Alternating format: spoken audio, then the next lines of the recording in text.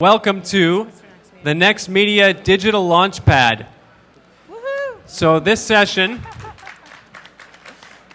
is presented by nextMEDIA, which is a part of the 32-year-old Banff World Television Festival, which has been renamed this year the Banff World Media Festival, as we incorporate more and more on the digital media and mobile side.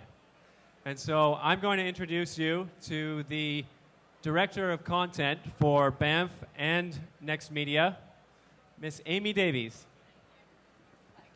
Hello. Welcome.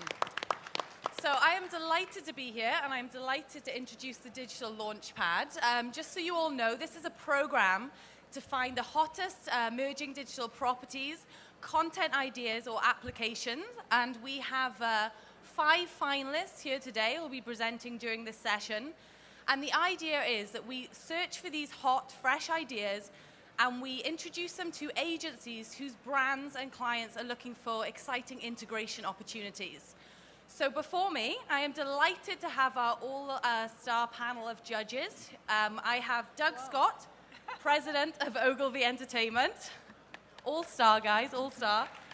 I have Laurie Schwartz, Chief Technology Catalyst at McCann World Group North America. I have Simon Bond, Chief Innovation Officer for Proximity Worldwide. Yes. And I have Rob Rasmussen, Chief Creative Officer for Tribal DDB. Nice. Welcome, guys. Thank you. So before we kick into the showcase, I just wanted to ask them a quick question. And I'm sure it's the question that you guys have for them as well. I want to know a little bit about what brand integration opportunities their clients are looking for, and just a little bit about the way that the advertising landscape is actually changing. So why don't I start with you, Simon? We had a quick chat backstage, so why don't we kick off, and if you want to, feedback a little bit about on that. Yeah, sure. I mean, the big change for us is that marketeers are now becoming media. It's shifting away from just doing your traditional 30-second spot, and looking to see how they can start creating content, programs, and platforms to truly engage the consumer more, going beyond just sort of 30-second TV spot. So just an example, some of the brands we look after, like brands like P&G, which is the largest ad spender in the world, they're now looking to see how they can deepen their relationship with their customer. And one of those is the mum. We created a program called Home Made Simple, which is around creating content, normally in the form of video, and advising women on better ways to take care of their home. And obviously the products are part of that. It was such a big success. We're now having on our platform 12 million mothers that we're talking to. They've now asked us to do the same for dad, because dad is now starting to take care of so many other things in the house, but it's a different audience. Dad. Yeah, that's right. And we have a platform, which is now a media, called Man of the House. So we're now starting to completely look at new ways to be creating content. Sorry, what does the Man of the House do? I'd love to know. It's a whole range of different things. You can imagine it. You can imagine. But it's just interesting now. It's going beyond just a traditional talking at them. Yeah. It's engaging them in the conversation, creating the content, and then creating a community around. So it's not just listening to what the media is saying. It's also the people that are creating the content in this platform. Yeah, exactly. And what about you, Doug? Well, our clients very much are looking at how we develop integrated entertainment platforms. So at the core, obviously, is the brand message, and for us, it all really starts with the planner. How do we take a key insight? How do we take a campaign and extend that into the creation of original content? And then leverage across the advertising, promotions, PR events, online, in some case, retail activation. Yeah. So one case in point was a program we did last year for Capri Sun, based on a very successful ad campaign called the Disrespectoids. Yeah. Which was all about respecting the pouch and how kids were turning those pouches into whoopee cushions and other kinds of fun objects. But by doing so, they then turned into a child with whoopee cushion hands and feet. We then turned that into, in partnership with Kid Robot, an animated kids series. Yeah. It was distributed by Cartoon Network Online. Was the most successful animated series for Cartoon Network Online. We've now got interest to turn that into a half-an-hour series, and a whole host of licensing extensions from third-party merchandisers to bring those products based on the kids into other consumer channels with great cross-promotions with some of the big box retailers. So it's really the creation or extension of intellectual property from a brand into content in a way in which you have a whole new marketing platform that in essence is paying you back. And that obviously means that you guys are working with, a lot of external suppliers too, in terms of maybe involving content producers and, retailers and so on. Yeah, the production itself was done by a company out of San Francisco. They own Kid Robot, so it gives us an automatic retail extension to that. And WildBrain is very much known for their animation techniques. So, we know the business that we're in, which is that of creative, and it's looking for best-of-breed producers, many of which are represented here, to partner with on these kinds of projects. Fantastic. Laurie? Yeah, I've seen a difference in the type of people that we're hiring internally on the creative side of the agency, so that the language that we're speaking about is actually understood and culturally infused. So titles like Chief Technology Catalyst, we have a couple of creative technologists, people that are specifically sitting on the teams to bring up new ideas, new concepts, bring in those third-party vendors, think about things differently, and they're being embedded into the agency teams now, so that everyone there is all responsible for getting smarter and thinking innovatively and bringing in third parties and just, bumping the whole agency up another level. Thank you. Rob? I would say the biggest change I've seen is the best briefs we get today is when there is no brief, and you start earlier in the process and you embrace that chaos and you bring in the third parties. You don't confine it to just creative strategy and planning. You bring in tech. You look at what people, how they consume content, where they consume it, and you sort of, as you form what the creative expression is for the brand, you weave all that into it to where it becomes seamless. Integration now has really become the big suit. And don't even put the media plan on the table. And with all the things we're seeing honored today, I think you see an opportunity for them to integrate with brands like never before. It's not like you make a piece of standalone content and the brand comes along and sponsors it. The two have to weave together. So there's definitely more opportunity than ever before for these guys in the audience to get involved with agencies and brands. Absolutely. Okay, so without further ado, guys, I am going to hand over to our first presenting company and our first finalist. So I am delighted to introduce Evan Jones, who's a partner of stitchMEDIA, and is introducing Moderation Town.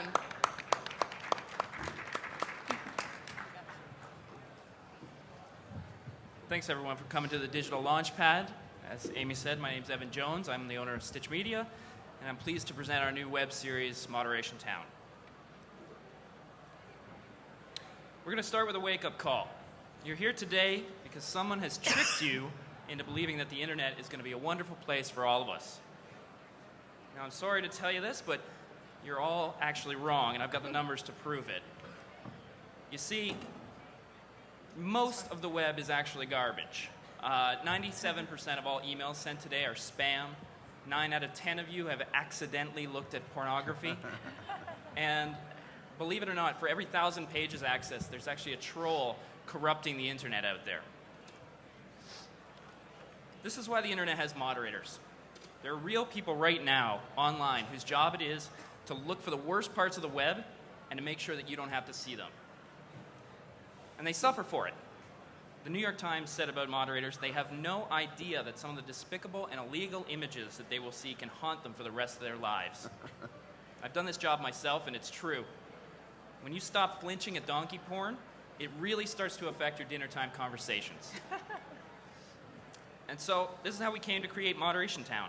We saw small towns shutting down their factories and creating call centers overnight, and we thought, wouldn't it be insane if an entire town went from this quaint little place to full-on drink from the fire hose culture of internet moderation? And what we came up with was a not-safe-for-work comedy web series that explores what happens when the crazy parts of the internet that you'd rather forget actually become the culture of real life. Because you see, the internet is our real life now. And that's who we're targeting with Moderation Town. This growing demographic of net natives that live and breathe the internet because they work all day on a computer and the first thing they do when they come home is jump online. So we got together our comedy dream team. We got one of the writers from the Jimmy Fallon Show, a director on a Canadian comedy that's been going for 17 seasons. We've got 4 stand-up comedians in the cast and a partnership with Showcase in Canada. Our first run has been 6 short episodes, and we got plans for many, many more. We've been online for 2 months now, and we're very, very close to our 50,000th page view. 3/4 of our traffic comes from our Canadian audience, which means we've got a ton of room to grow internationally. Our goal is to become a mainstream weekly destination for the latest web trends and memes. We want you to laugh and connect with what's new and bizarre online. But we can't do it alone. We're looking for partnerships like sponsors who are looking for branded entertainment potential, international producers looking for franchise rights, and broadcasters and portals looking to develop an online audience with our series. We're also counting on word-of-mouth buzz from tastemakers like you, and so I'm going to give you a taste now with our trailer. I hope that you love it and that you'll tell everybody about it. Thank you. Welcome to your new careers as internet moderators. This is trolling. I hope your kittens die of feline AIDS. We need to throw acid on trolls. That's one of the only ways to damage them. Your mother has been uploading this to online dating sites. Last night's chat was hot or real. Look at your supple lady hands. Can they handle this? Some stupid orc named Haterade hacked my goddamn face space! I was able to tweak the algorithm to eliminate any exposed penis. It's amazing. Let me show you. Penis, gone. Yeah, but so is his bald head. Yes, but... Once you've seen a chocolate fountain, you can't unsee it.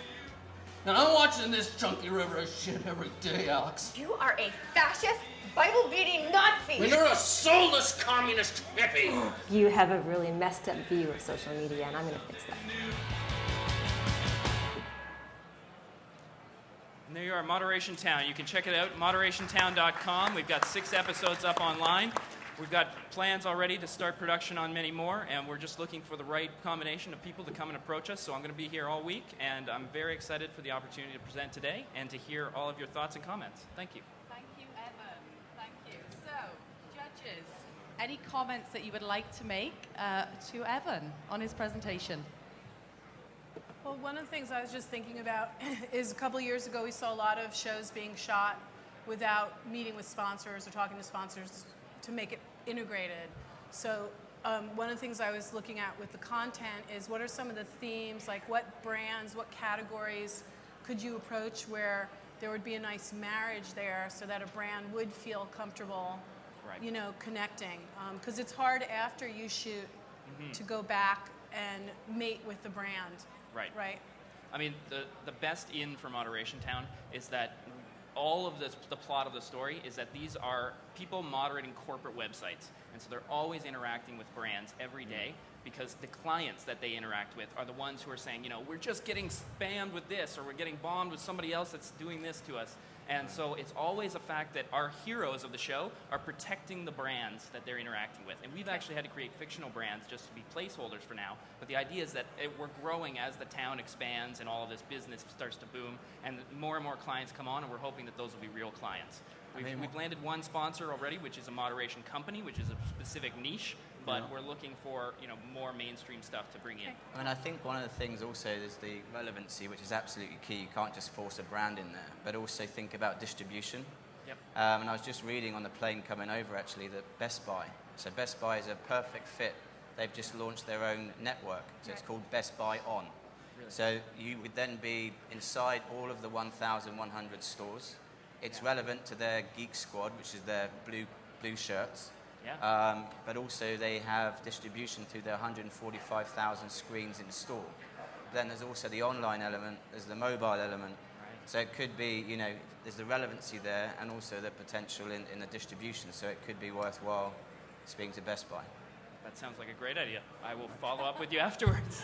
I think that is a fantastic idea. I have to ask, though, the penis algorithm, is that something that's actually real, or is that something that you guys are... Because everybody wants to do some sort of live chat, things where brands want to interact with people, but how do you get rid of the penises is the big question. There are real algorithms that will calculate how much skin tone there is in a photo by percentage, and then it'll guess to say there's too much skin tone in here, it's got to be porno.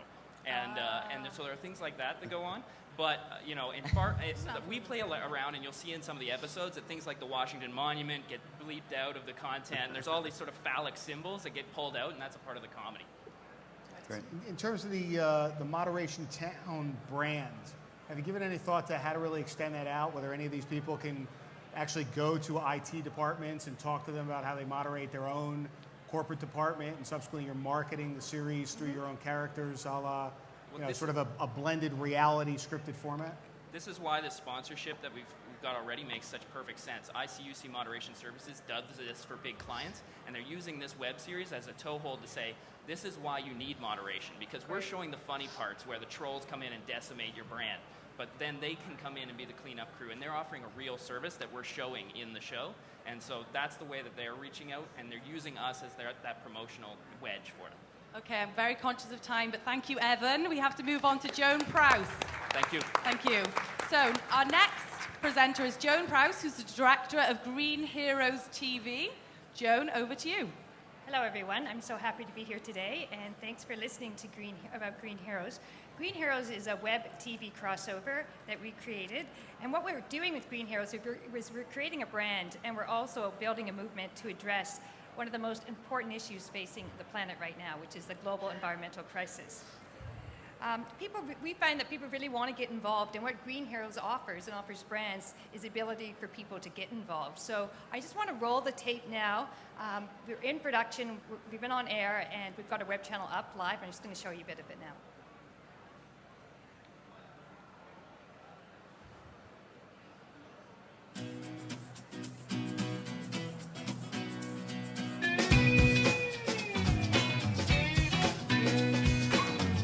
Our future is in the hands of every child, every woman and man, to make a difference for the planet that we love.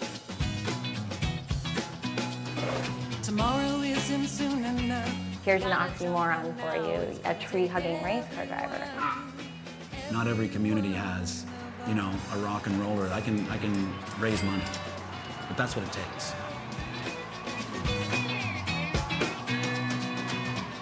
I'm calling to let you know Mother Earth needs some green heroes from all the cities, all the towns and neighborhoods. All the cities, towns and neighborhoods come together for the good. So really at the core of Green Heroes are just great stories about atypical and celebrity heroes who have mainstream appeal. And what we believe in is that our heroes have huge audiences, and they're not the ones that would normally come to a green website or watch an environmental documentary on television. So we have people like a female race car driver, a hockey player, a rock star. And what we want to do is tap into those audiences and bring them to greenheroes.tv. So our series launched online in September, and in November we went on air on TV Ontario, which is Ontario's largest public broadcaster. And what was interesting is how the eyeballs moved online to on-screen, and then when the TV shows aired, how they went back again. And I'm a television producer. I've been working, creating documentaries for the last 20 years, and I think that's a competitive advantage that we have over other digital content producers. And the other thing that's interesting is there's a lot of television producers right now trying to figure out the digital world, and we've been doing this since 2003. So in our company, we're trying to build on the expertise in all our future work. So what we do is we're not just bringing people to our web channel. What we're doing is pushing out. So we have real-world street teams. We have a contest where people can nominate and vote for Green Heroes. We've also created a customized widget where people can post that on their Facebook or on their websites, and people can watch webisodes basically anywhere. The thing that we think brands would be interested in is that we already have 24 webisodes with heroes like Jane Goodall, and brands can actually sponsor these portable videos, and on our site we create a profile page for each one as well. And our heroes come from around the world, and they have global communities, and this also brings the ability to have affiliate marketing opportunities too. We've created active campaign pages, and this way, this is how we close the loop so that users online can be inspired by a video, and then they can take action directly by linking directly to campaigns of our heroes. So we actually involve our heroes too in the campaigns, and we get them to write guest blogs and to tweet. And that usually results in spikes in our metrics. And last week alone, we had people staying on our site up to 9 minutes, so that was quite good. And race car driver continues to grow. She's got 75,000 views already. And we do real-world events. We enter our shorts into film festivals. We get involved in live consumer shows. So in Toronto, we're going to have our heroes speaking on the main stage and our musicians playing on another stage there.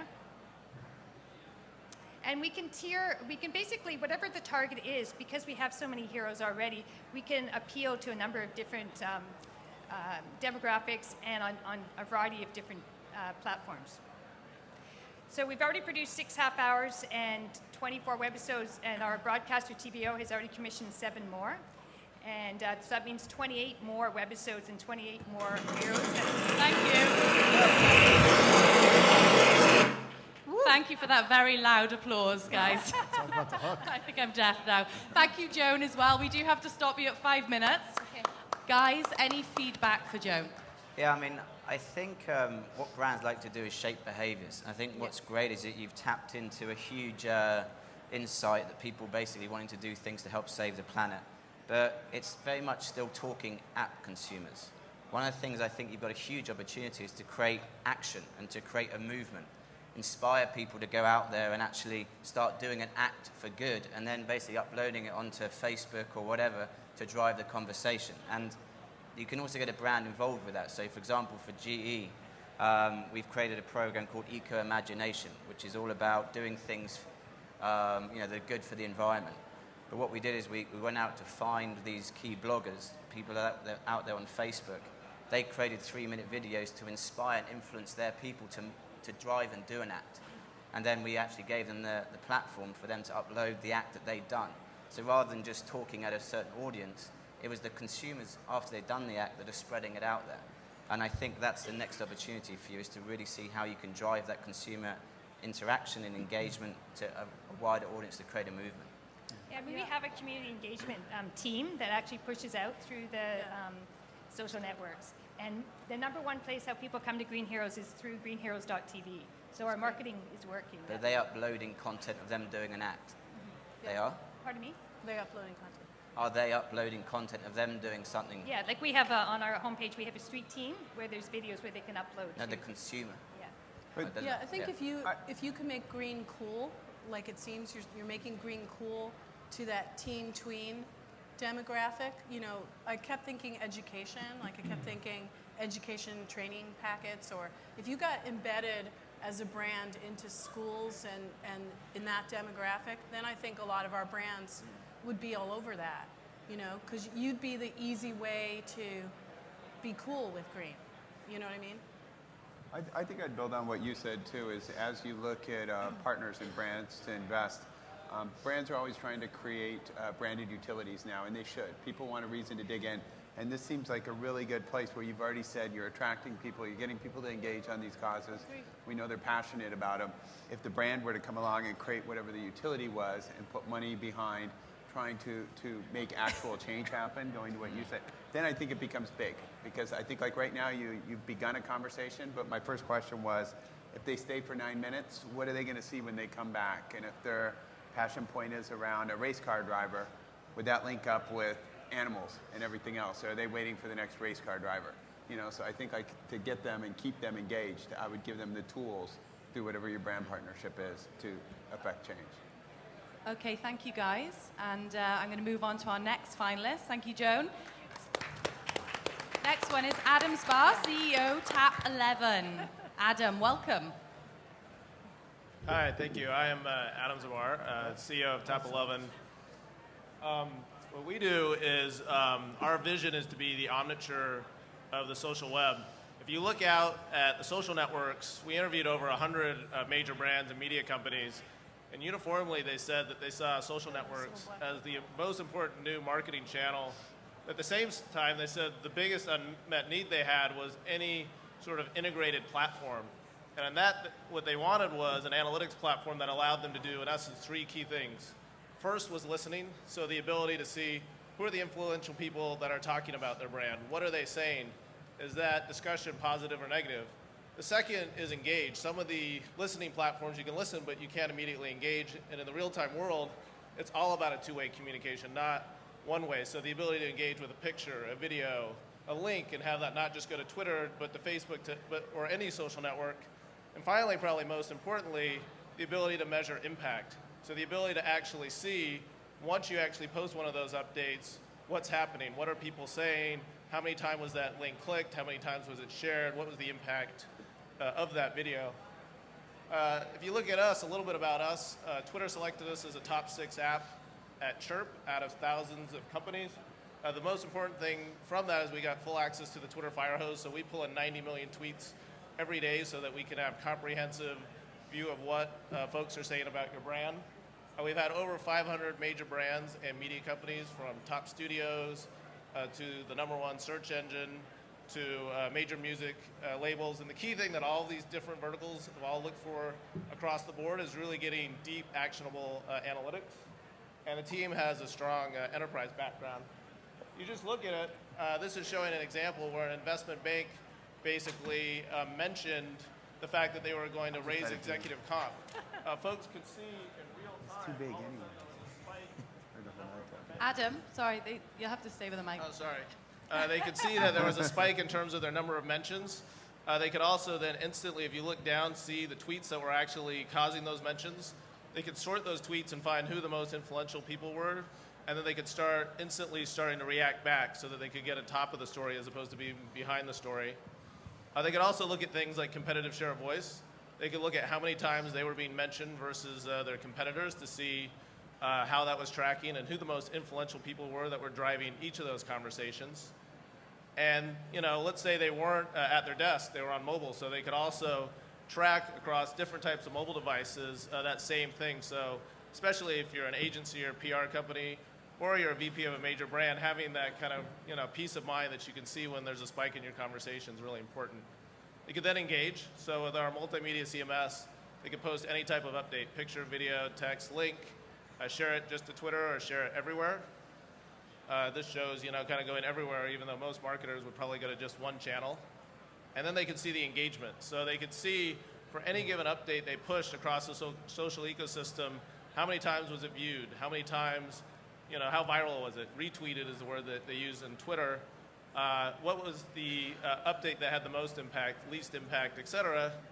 And finally, they could zoom out to an analytics dashboard that kind of let them just see at an aggregate level for any one of their brands what was happening. Is their audience growing in size, decreasing in size, et cetera. So anyway, that's a little bit about us. We think it's just the tip of the iceberg in terms of what's going to happen in the next couple of years in terms of social marketing, and we're excited to be part of it. Thank you. Thank you, Adam. And Doug. First off, amazing tool. Provides some great insight, and really, data right now is a key element to the creative process.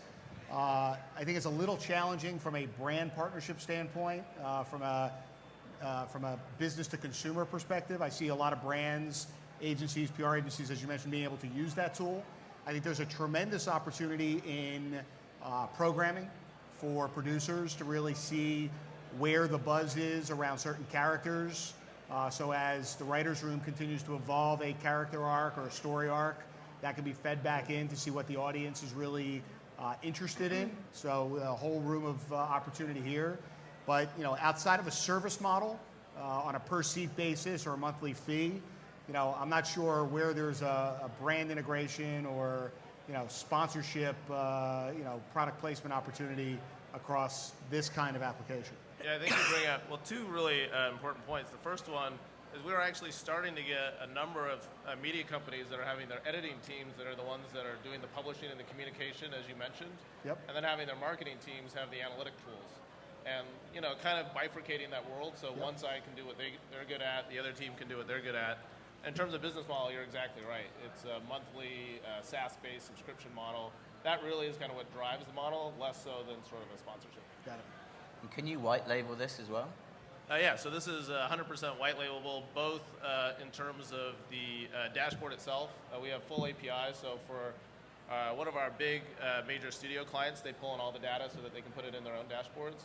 And then the media pages, as opposed to having like a TwitPic or TwitVid, when the content actually gets pushed out, you can also white label those as well if you don't want to have kind of third-party branding on the page. I think, as you say, the big opportunity is working with agencies and media agencies and allowing them to white label it, make it their own property almost, and they can go and then sell it on to their clients as a great listening and real-time analytics tool. I think it's great. Are you doing that with any of the major networks right now? Ad networks? I'm sorry? Are you white labeling it with any of the major ad networks right now? We do have some major agencies right now that are using it, and they are using it on behalf of brands, so it's doing exactly what you're saying. It's, again, that same idea where they're doing most of the analytics, and the tool's set up so that on a workflow basis, their clients can actually be doing the tweeting, and then they can be viewing what's going on. Great. Some great feedback from our judges. Thank you very much. Thanks, Thank you. Adam. So our next presenter is Gil Katz, Managing Partner for Giant Step. Gil, come to the stage, please. It would be different. 5 minutes, off we go. Hi. Hi, everyone. Yeah, so Giant Step is basically a digital marketing agency, and we focus on very specific things. We build, on one side, digital campaigns for clients, and on the other side, we build full online properties, all kinds of SaaS programs, and anything brands ask us to build, essentially, and focus on online experiences. So we worked on all kinds of unusual online experiences. Oh, sorry. Yeah, destination sites, e-commerce sites, all kinds of applications, all kinds of industries, from content to industrial uses, to from online memorials to hand sanitizers and cosmetics and stuff like that. Essentially, basically, clients ask us, so the problem we solve is basically how to use the internet of today, and it's constantly changing, to promote any kind of a product or a brand, content, and the solution is always the same. Essentially, you have to engage the audience as much as possible, wherever they are, in some meaningful interaction. And to do that, this is the way we found a way to represent or the solution. That basically, essentially, any brand can have an online club that has, these are the structural elements that need to be done to get that job, to get the solution. You have to basically have some kind of a way to register, for people to register. They have to have some kind of a personal space online and content. We talk about games and activities in terms of a very broad range, broad aspect of games and activities. Anything can be a game or gamified. And games go to a Hall of Fame, activities, look at all kinds of activities, and then all of that stuff has to be online, on the mobile, and social sites, and multiple languages, and special content for different locations around the world. And we have an example that we can show you soon. Basically, we focus on user-generated content and different ways to get user-generated content as a way to leverage results. Things like we create tools that let you run user-generated campaigns, like ways to make comics and avatars, profile pages, watch and vote, ways to actually manage those content, user-generated content, moderation tools, a whole suite of tools. And the example we have to show is Gogo's Crazy Bones. So this is basically a collectible toy. It comes like this. It's sold in stores in Toys R Us and Walmart and many other stores all over the world. Basically, it's pretty cheap, like $3 for, this is a client of ours. And basically, the idea is that they have many kinds of Gogos, and kids play with them, do many things with them. And the challenge was to make gogoscrazybones.com, what would happen on there. And the goal was that we had to have basically a sign up, some ways for people, we had to build something so excited so people sign up, come back, and actually want to interact with this thing. And the solution was basically some kind of a club. We looked around what people do, and they figured if your room is full of Gogos, you would want to make your own Gogo character. And so we had over 500,000 Gogo characters made in the first year or so. And essentially, this is just a structural view of what it is. Basically, we had the game competition, activity competition, downloads, a club, catalog, and basically many this is the kind of stuff that people make. They create characters, photos, comics. We have a comic making tool, videos, pictures, integrate with YouTube, Hall of Fame. When a kid tries to make a comics, they are asked to join the club. we made also many games and activities and parents permission to join a club. Then you get your own page where you get your top scores and like stuff you uploaded or created online. You get to check off which characters you have, like downloads, and then Google integration for the finding stores. This is the kind of stuff people create online. This is the kind of stuff that any kind of brand can have something like this happening. And we have a custom-made content management system to support global sites. So any global brand that has basically needs unique content in different places around the world, we have that. We launched this in 9 languages so far and few special versions. We have millions of visits per month. I can't say exactly how much, but a lot. And lots of user-generated content, long time spent. They sold 250 million goggles last year, and they're making a TV show now. And this can be done for any brand. So we just build those things, and thank you. 1 second. Thank you. spare. You spared us the very loud clapping. Thank you, Gil. Judges, over to you. Yeah, I have 2 thoughts. The first one is that I would love to see you add in a layer of sort of mom participation. And so as a marketer, that might be an interesting way for me to get to mom. And a lot of the Club Penguin-esque type solutions out there where mom actually plays with the kid and helps them win points and spend some money and kind of plays along. And then as a marketer, that gives me a way to reach that interesting and exciting demographic.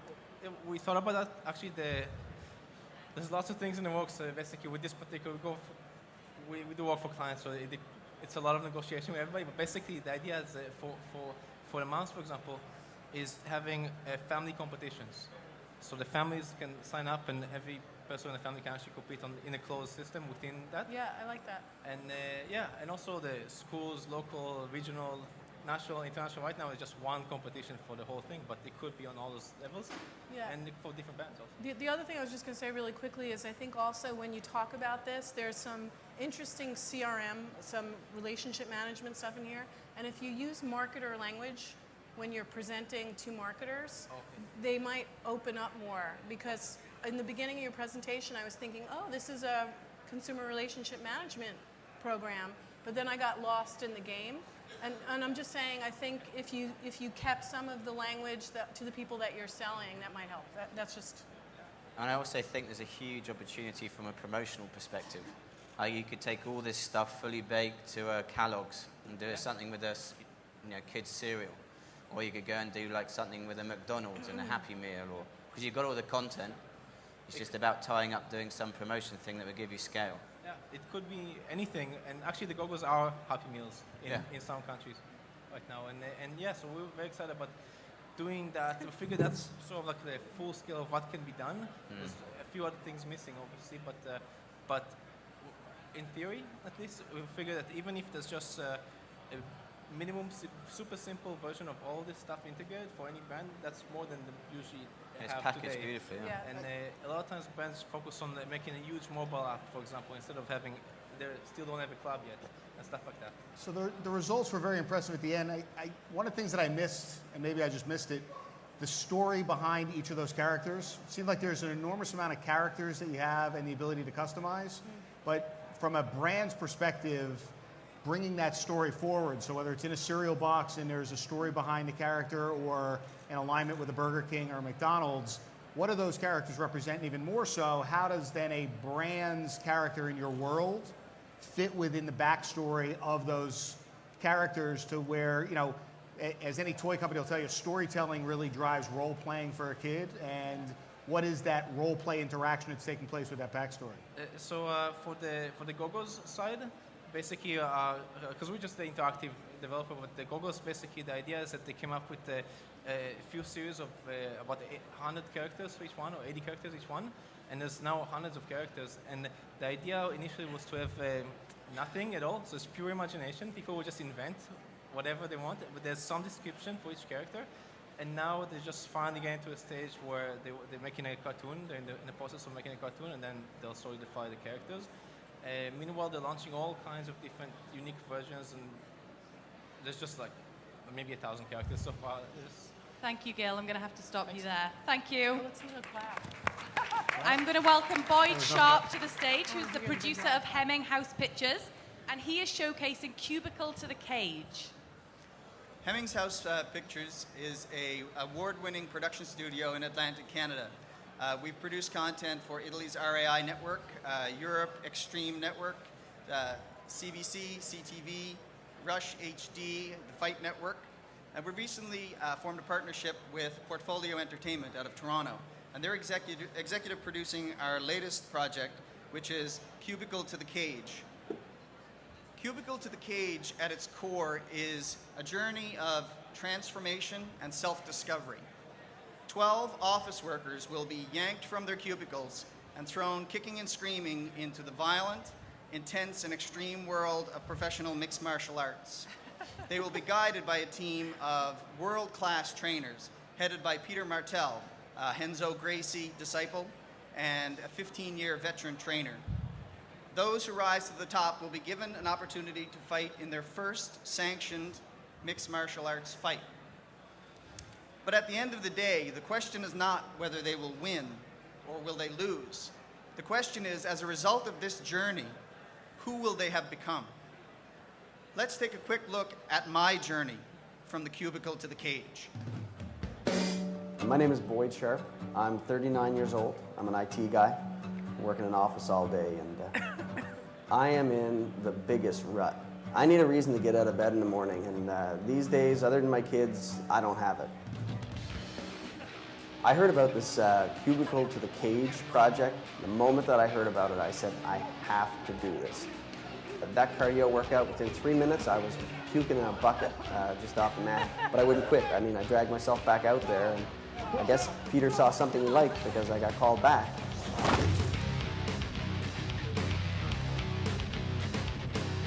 The question is, does he have the heart? Does he mind pain? Does he mind being hit? That's the big thing. That's what separates a fighter from someone who just trains. If I had a nickel for everybody who told me I wanted to be a fighter, I wouldn't have to teach. I wouldn't have to do anything. I'd be on a beach in South America somewhere. I did not really realize the violence that doesn't translate through a television. It's a different sport when you know that you're the one that's going to be kicked, and you're the one that's going to be punched, and you're the one that's going to be choked and not able to breathe.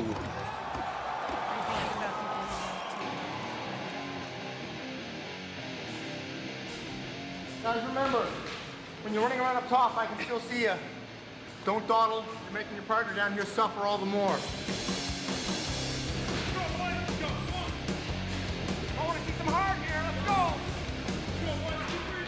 I'm always excited when I get someone in who tells me they want to be a fighter because I want to test them and see if they have what it takes. We never want our fighter to lose because he's tired, so we drive them. Our cardio is intense. There's a saying, you can have 1,000 techniques, but if you run on the gas, you don't have any. We're never going to have our fighter lose because he's tired. That was the warm-up. Taking an enormous amount of effort not to barf. Again. When I was a kid, I was minuscule. I think being so small gave me an overwhelming desire to prove myself constantly, and I want to inspire people. I think I broke his rib.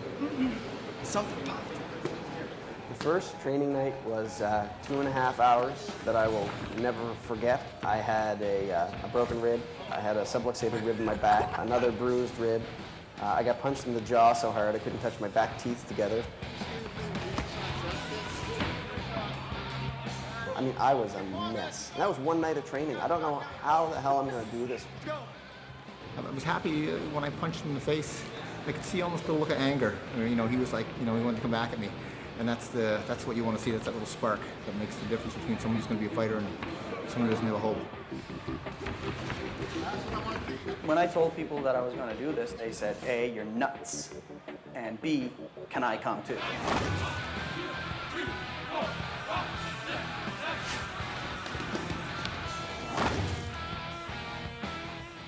Ordinary people, when they put their minds to it, can do extraordinary things.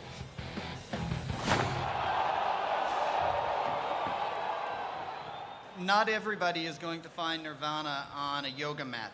Some of them are going to find it on a jiu-jitsu mat. And we want to give a bunch of dedicated people who are up for just about anything an opportunity to do just that. Thank you. Are you taking volunteers from our audience? Anyone up for that? Anyone? Anybody need a nap? How many bruises do you have left, Boyd? I gave up counting the injuries after a few weeks. I tried to keep track of them for a while, but there was just, after a while, it just becomes one big bruise. Judges, over to you. Any feedback for Boyd? Well, I was thinking when I was reading about this that I would love to beat up some of my coworkers. So I guess I just have a question for you. Is that part of it? Will you be able to beat up some of your coworkers? The show is actually much less about beating up somebody as it is testing yourself to see what you can take. No, I totally get it. Yeah. Well, I guess part of what I would love to also see, just in general, is more about, or is there inclusion in there a bit up front about what their regular life is like? Yeah, Okay. we want to go in and find out who are these people now? What are their Right. family lives? What's their work life like? What is it that's holding them down? I mean, we're all armchair quarterbacks who say, oh, I Yeah. wish I did that. Oh, I wish I did that. Right, well, this is going to give a group of people a chance to actually do it. Try it. How about that? Laurie? Maybe not do it. So yeah, we want to see the before. We want to see the during, and I'm very interested to see how these people feel.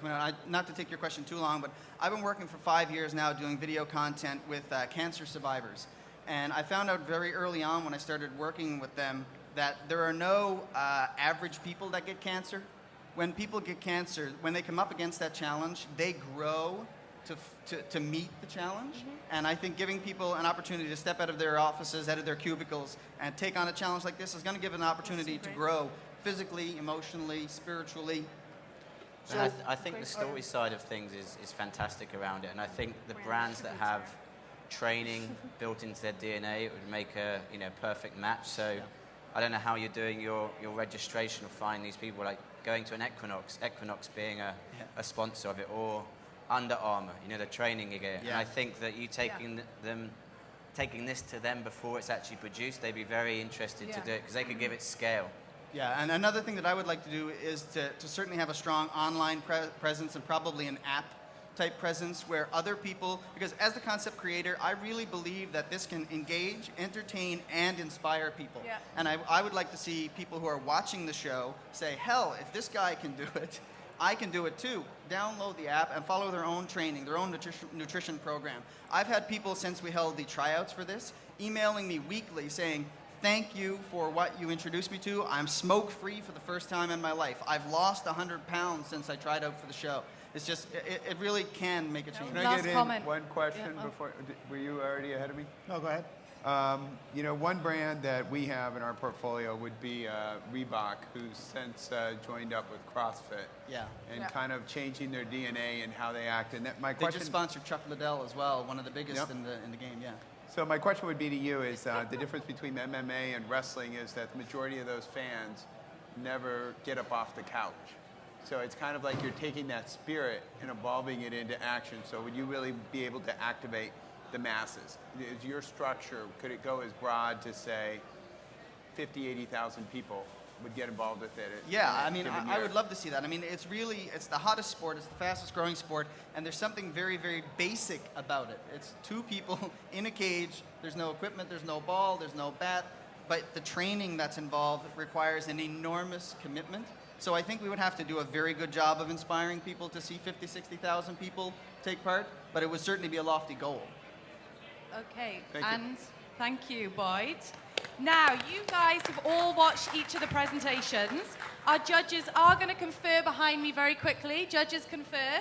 We are going to select who we consider the most distinguished. Now, we did use a number of metrics, which I should probably mention. One was audience and engagement, growth potential, use of the medium, and our final one was competitive advantage. Each of the guys who entered and got through to the finalists all filled out our submission form. So our judges are just going to choose our winner today, and I'll just find out who that is. Maybe I'll tap dance while they decide. Judges?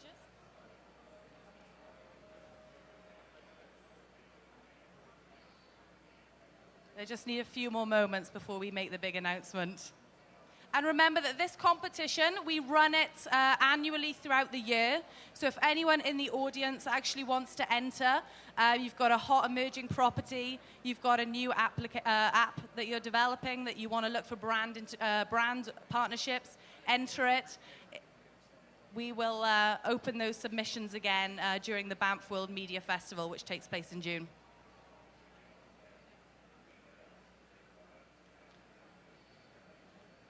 Guys, are we ready?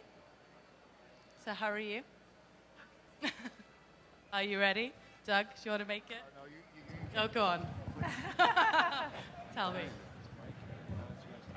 So, you know, based on today's presentation and what we saw in terms of the comprehensiveness of it, how well the ideas assembled, and really the elements that were presented, we think that the best idea within the nextMEDIA digital launchpad is that of Moderation Town. Well done, Evan. Please come and take a bow. Well done. Thank you. Thank you. Would you like to say a few words? This is great. Hey! Yahoo! It's still going to be online, and I'm still going to be around for the next few days, and I'm really happy to talk to anybody, including 4 people right here. And thank you to everybody. I mean, some great pitches. Thank you. Thank you, Evan. And thank you to our judges and all our finalists. And you guys, we will all be around for the next few days, so thank you very much.